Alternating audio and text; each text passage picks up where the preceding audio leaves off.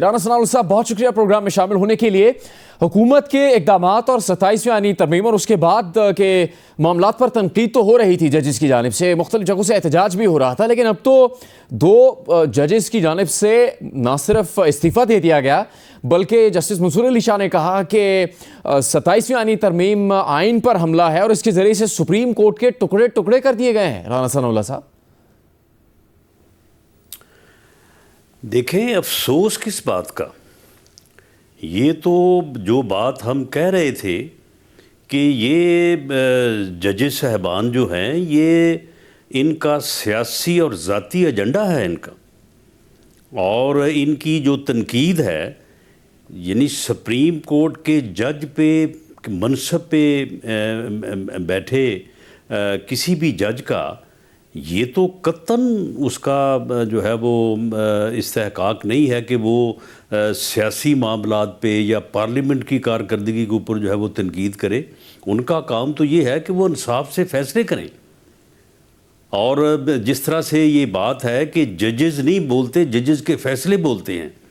لیکن ہمارے ججز جو ہیں وہ فیصلے کم کرتے ہیں, ان کے فیصلے بولتے نہیں ہیں اور وہ خود بولے چلے جاتے ہیں. اور یہ جو آج جن جج صاحبان نے جو استعفیٰ دیا ہے ان کے استعفے کی جو تحریر ہے اس کا ایک ایک لفظ جو ہے وہ پولیٹیکلی موٹیویٹڈ ہے. ان کا ایک ایک لفظ جو ہے وہ اس بات کا غمازی ہے کہ they were on a personal and political agenda. آپ مجھے بتائیں کہ یہ خط جو ہے یہ تو ایسے ہے کہ جیسے کوئی سیاسی تقریر ہے, سیاسی تحریر ہے, کہ جس میں وہ کہہ رہے ہیں کہ جناب یہ سپریم کورٹ ٹکڑے ٹکڑے ہو گیا, پاکستان کے اوپر سنگین حملہ ہو گیا. وہ بھائی کس طرح سے حملہ ہو گیا؟ کوئی دلیل, کوئی ایویڈنس, کوئی جو آئینی ترامیم ہوئی ہیں ان میں سے کسی کا حوالہ کہ اس طرح سے جو ہے یہ حملہ ہو گیا ہے سنگین, یا اس طرح سے جو ہے وہ اپنا سپریم کورٹ جو ہے وہ ٹکڑے ٹکڑے ہو گیا. یہ ان کا ایک ذاتی اور پولیٹیکل ایجنڈا تھا, اس کے اوپر یہ کار فرما تھے, اسی سے متعلق جو ہے یہ فیصلے بھی کرتے رہے. یعنی 63A جو کانسٹیٹیوشن کی پروویژن ہے اس کا کیا فیصلہ کیا تھا کہ ووٹ ڈالیں, گنا نہیں جائے گا لیکن ووٹ ڈالنے والا جو ہے وہ گھر جائے گا. تو یہ اس قسم کے فیصلے بھی کرتے رہے ہیں, کبھی 7 ادھر, کبھی 8 ادھر, کبھی 9 ادھر, کبھی 6 ادھر. اور پھر خط یعنی ایک جج صاحب خط لکھتے ہیں اور انہی میں سے جو معزز جج صاحب ہیں وہ خط لکھتے رہے ہیں اپنے ساتھ والے کمرے میں بیٹھے اپنے جو ہے وہ ساتھی جج کو,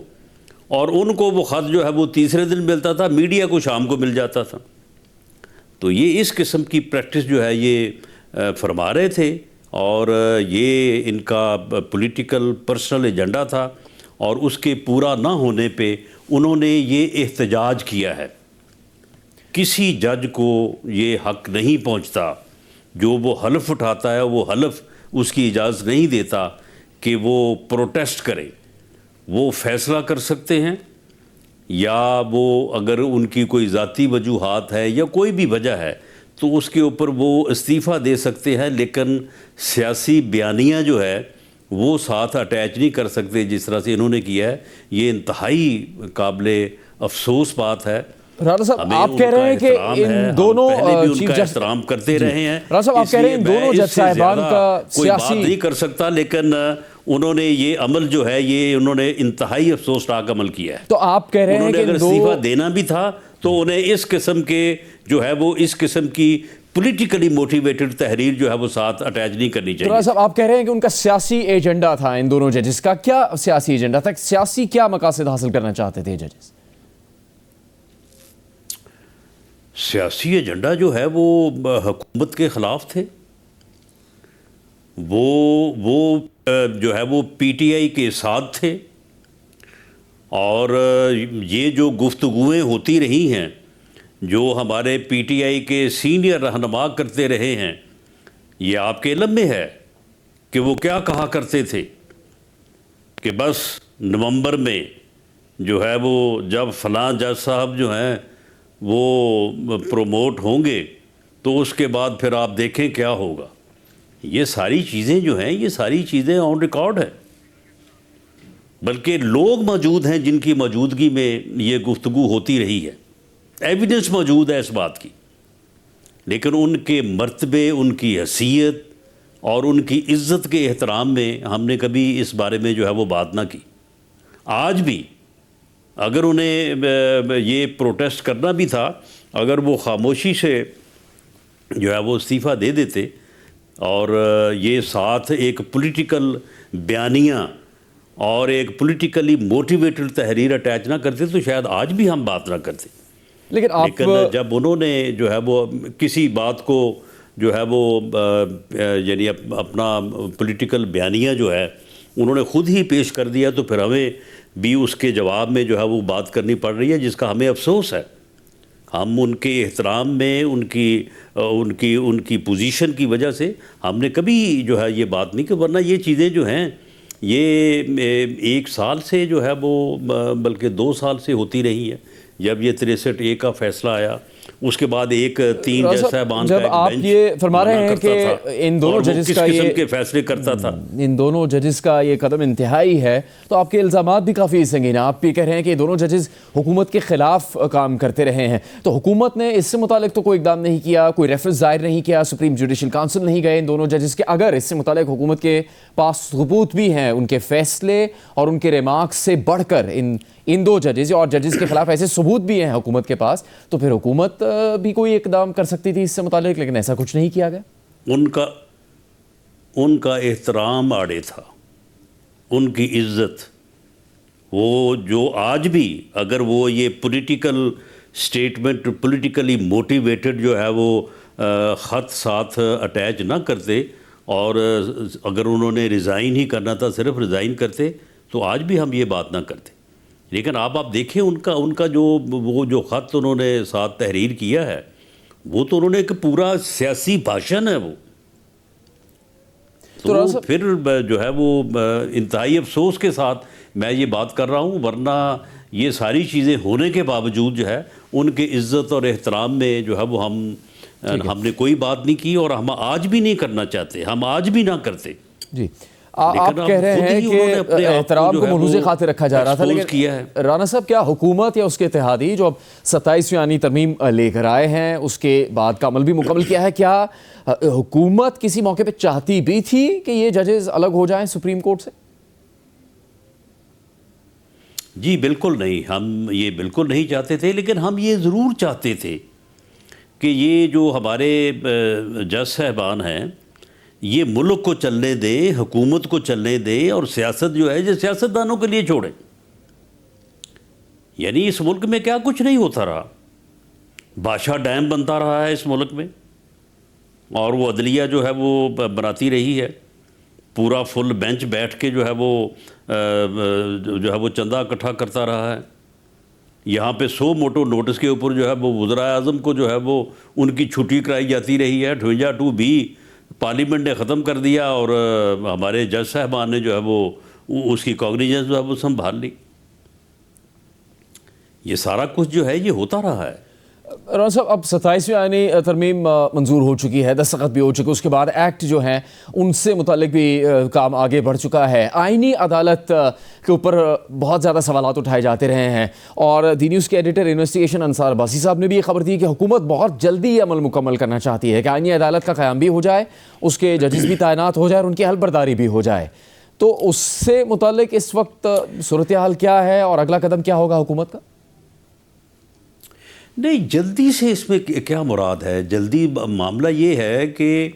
اپوزیشن سے جتنے لوگوں نے جو ہے وہ تقاریر کرنی چاہیے ان کو جو ہے وہ ڈیبیٹ کا پورا موقع دیا گیا ہے. اس کے بعد سٹینڈنگ کمیٹیز میں 2-2 3-3 دن جو ہے اس کے اوپر جو ہے وہ بحث ہوئی ہے. اس کے بعد جو ہے وہ ایک مرتبہ نہیں 2 مرتبہ جو ہے وہ سینٹ سے جو ہے وہ کانسٹیٹیوشنل امینڈمنٹ کے اوپر جو ہے وہ ووٹنگ ہوئی ہے. ووٹنگ کا جو بڑا ہی لینتھی طریقہ کار ہے اس کے مطابق جو ہے وہ سارا عمل جو ہے وہ انجام پایا ہے. اور اس کے بعد جو ہے وہ جو ایکٹ جو ہیں ان میں تو کانسیکوینشل امینڈمنٹس ہوئی ہے نا. امینڈمنٹ تو وہی ہیں جو آئین میں ہو گئی, اس کے بعد پھر ایکٹ میں جو ہے وہ ایک آئینی اور قانونی تقاضا ہے, وہ اس کے مطابق عمل کیا گیا ہے. تو اس میں اگر یہ چیزیں جو ہیں وہ اگلے 2-4 دن میں یا ایک ہفتے میں یہ مکمل ہوتی ہیں تو اس میں کوئی جلد بازی والی بات تو بالکل نہیں ہے. ان اکارڈنس ود لا اور وقت کے ساتھ جو ہے وہ ساری چیزیں جو ہے وہ انجام پانی چاہیے, اس میں کوئی جلد بازی والی بات نہیں ہے. راز صاحب, ججز کی طرف سے ہونے والی تنقید اور اپوزیشن کی طرف سے ہونے والی تنقید کو ایک طرف بھی رکھتے ہیں, آپ کے اتحادیوں کی جانب سے بھی کچھ اقدامات ایسے تھے جن کو انتہائی قدم قرار دیا جا رہا تھا, جیسے کہ یہ تجویز تھی کہ اگر جج اپنی ٹرانسفر سے انکار کریں تو ان کی ملازمت ہی ختم کر دی جائے, جو پھر کمیٹی میں جا کے تبدیل ہوا کہ یہ انتہائی قدم ہوگا, اس کو کم از کم سپریم جوڈیشل کونسل میں لے کے جانا چاہیے. تو اس طرح کے اقدامات سے تو کوئی تنقید کرنے والے گردانتا ہے کہ یہ حملہ ہو سکتا ہے, کیونکہ سپریم کورٹ سے اختیارات تو واپس لیے جا رہے ہیں. جنید صاحب اسی ایک چیز کو لے لیں کہ جی ہائی کورٹ کے جج کی جو ہے وہ ٹرانسفر جو ہے وہ ایک انتہائی قدم تھا, اور اگر وہ ٹرانسفر کو ایکسیپٹ نہ کرے تو ان کو ریٹائرڈ تصور کیا جائے, جو کہ اب ختم کر کے اسے جو ہے وہ جوڈیشل کونسل کو جو ہے وہ بھیجا جائے گا, اور جوڈیشل کونسل دوبارہ جائزہ لے گی کہ کیا اس ٹرانسفر میں جو ہے وہ کوئی جو ہے وہ ریگولیرٹی یا اس کا میرٹ جو ہے وہ اس کو دیکھ سکے گی. آپ اسی کو لے لیں, آپ مجھے بتائیں کہ یہ جو ہائی کورٹ کے جج صاحب کا تبادلہ جو ہے یہ وزیر اعظم نے کرنا ہے, پریزیڈنٹ نے کرنا ہے, کیبنٹ نے کرنا ہے, حکومت نے کرنا ہے, یہ فیصلہ جو ہے وہ جوڈیشل کمیشن نے کرنا ہے. جوڈیشل کمیشن میں ٹرانسفر کا جب معاملہ زیر بحث آئے گا یا زیر تجویز آئے گا, اس میں 7 سینئر ترین جو ہے وہ ججز ہوں گے. ان میں سے سپریم کورٹ آف پاکستان کے چیف جسٹس ہوں گے, ان میں chief justice of federal constitutional court ہوں گے, ان میں سے جس ہائی کورٹ سے جج نے ٹرانسفر ہونا اس کا چیف جسٹس ہوگا, جس ہائی کورٹ میں جانا ہے اس کا چیف جسٹس ہوگا. ان 4 کے علاوہ 3 اور سینئر ترین جو ہیں وہ سپریم کورٹ کے ججز ہوں گے, اور ان کی جو ہے وہ جوڈیشل کمیشن میں یک طرفہ طور پہ اکثریت ہوگی, 13 میں سے 7 وہ ہوں گے. تو آپ مجھے بتائیں کہ اس فورم کا یا اتنے سینئر ترین ججز کا, چاروں چیف جسٹس صاحبان کا, اگر وہ جج صاحب جو ہے وہ ان کا فیصلہ نہیں مانتے تو پھر اس جج صاحب کو گھر نہیں جانا چاہیے. یہ مس کنڈکٹ نہیں ہے جی, پھر بھی چلے اس میں تبدیلی تو کی گئی ہے. راز صاحب, آپ کی حکومت کی طرف سے کہا گیا کہ نہیں, تو آپ مجھے بتائیں نا, آپ مجھے بتائیں کہ یہ کون سا حملہ ہے. یہ ٹرانسفر کے اوپر جو کہہ رہے ہیں, ٹرانسفر کے اوپر کہا جا رہا ہے کہ یہ زہر قاتل ہے جو ہے وہ جوڈیشری کے لیے. یہ کس طرح سے زہر قاتل ہے؟ کوئی اس کو انالائز کر کے اس کے اوپر بات کرے نا. کوئی ترمیم کر دی آپ نے, اب تو وہ پاس بھی ہو گئی, اب معاملہ آگے بھی بڑھ گیا ہے, لیکن آپ کی حکومت کی طرف سے کہا گیا کہ پاک بھارت جنگ کے بعد جو مسلح افواج ہے اس میں جو اصلاحات کی جانی چاہیے تھی یا ان کے ڈھانچے میں تبدیلی, اسٹرکچر میں تبدیلی, وہ ضروری تھی. اس کی کچھ وجوہات بھی پیش کی گئی. جو صدر مملکت کو تاحیات استثناء دیا گیا ہے, اس کی کیا ضرورت پیش آئی؟ بس یہ ایک بات ہے, لیکن معاملہ یہ ہے کہ باقی ساری تقریر ہے, باقی سارا سیاسی بیانیہ ہے, اور یہ ایک بات ہے کہ جس کے اوپر جو ہے وہ آرگومنٹ کیا جاتا ہے یا تنقید کی جاتی ہے. دیکھیں, یہ بڑی سیدھی بات ہے کہ موجودہ صدر صاحب کو آپ نے 11 سال جو ہے وہ جیل میں رکھا, اور 11 سال جیل میں رکھنے کے بعد جو ہے وہ پھر ان کو باعزت بری کر دیا, کوئی ان کو سزا نہیں ہوئی. وہ اس کے بعد دوسری مرتبہ جو ہے وہ اس ملک کے جو ہے وہ صدر بنے ہیں. تو اس صورتحال میں اگر لیجسلیچرز نے اور پارلیمنٹ نے یہ مناسب سمجھا ہے کہ بھئی یہ کوئی اچھی بات نہیں ہے کہ جو آدمی آپ کا جو ہے وہ سمبل آف اسٹیٹ رہا ہو, جو پارلیمنٹ کا کسٹوڈین رہا ہو, اگر وہ ریٹائرمنٹ کے بعد اپنے گھر خاموشی سے اپنی ریٹائرمنٹ کی زندگی گزارنا چاہے تو اسے آپ عدالتوں اور جیلوں میں نہ گھسیٹیں. تو آپ مجھے بتائیں کہ یہ کتنا بڑا ظلم ہے جو آئین کے ساتھ ہو گیا ہے یا کسی اور کے ساتھ ہو گیا ہے، اس کا جو ہے وہ آپ بیٹھ کے اس کا حساب کر لیں. اور اس میں بھی یہ بات ساتھ پرووائڈڈ ہے کہ اگر وہ سابق صدر صاحب وہ بعد میں کوئی الیکشن لڑ لیتے ہیں یا کوئی پبلک آفس قبول کر لیتے تو یہ اس طرح سے چھن جائے گا، ختم ہو جائے گا. یہ اتنی سی بات کو جو ہے وہ اب یہ استعفوں کا موضوع بنایا گیا ہے، اور ان استعفوں میں کس طرح کی جو ہے وہ لینگویج استعمال کی گئی ہے، کس طرح کی جو ہے وہ پولیٹیکلی موٹیویٹڈ بغض اور عناد پہ مبنی جو ہے گفتگو اور الفاظ استعمال کیے گئے ہیں. تو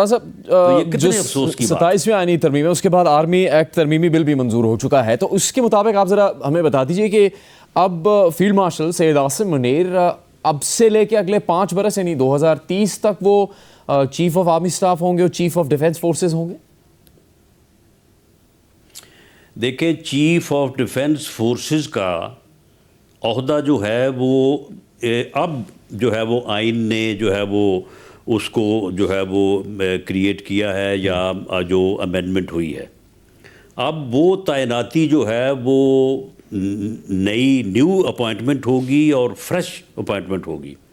اور آرمی ایکٹ کے مطابق وہ اپوائنٹمنٹ جو ہے وہ 5 سال کے لیے ہوگی. وہ جب بھی نوٹیفیکیشن ہوگا، وہ صبح ہو یا ایک ہفتے بعد ہو، تو جس دن وہ نوٹیفیکیشن ہوگا اس دن وہ ایک فریش اور نیو اپوائنٹمنٹ آف جو ہے وہ چیف آف ڈیفنس فورسز اور ساتھ کنکرنٹلی جو ہے وہ چیف آف آرمی سٹاف کا جو ہے وہ نوٹیفیکیشن ہوگا. تو یہ ایک فریش اپوائنٹمنٹ ہے.